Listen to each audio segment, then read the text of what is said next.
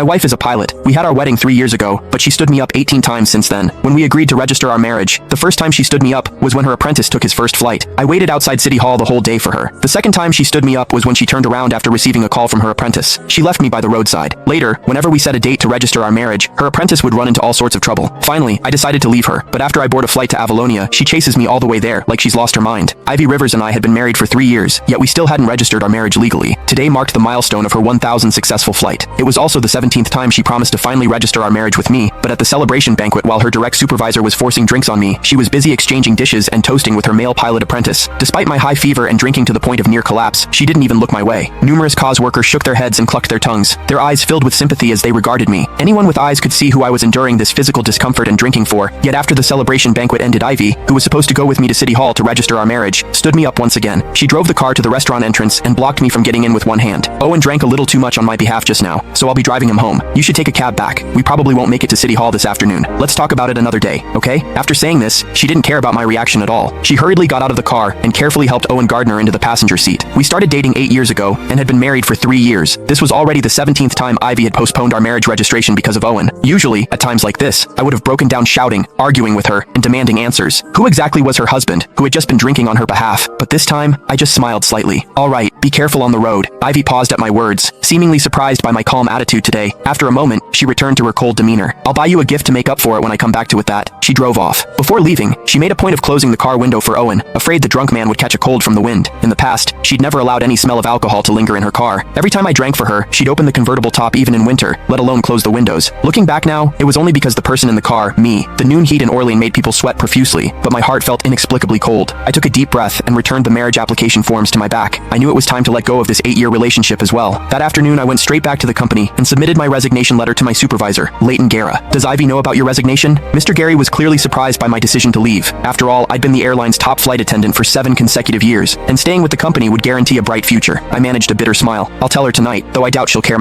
These past few years you two flew new routes to get together, and won company awards together. The CEO even attended your wedding personally 3 years ago. Everyone was so envious. But I suppose Mr. Guerra trailed off with a long sigh, his voice full of regret. Yes, those were indeed beautiful memories, but memories were just memories. We could never go back. After submitting my resignation, I returned home around 10 p.m. The house was eerily quiet and empty. On my phone, a social media post from Owen popped up because he'd specifically tagged me. The caption read, "Special, thanks to my beautiful mentor for staying by my side all afternoon as a thank you. I'm taking her to Marcus Vay's concert tomorrow. Looking forward to it." I knew then that Ivy, who'd said she'd come home at noon, wouldn't be returning. This had happened too many times in our 3 years of marriage after making myself a simple bowl of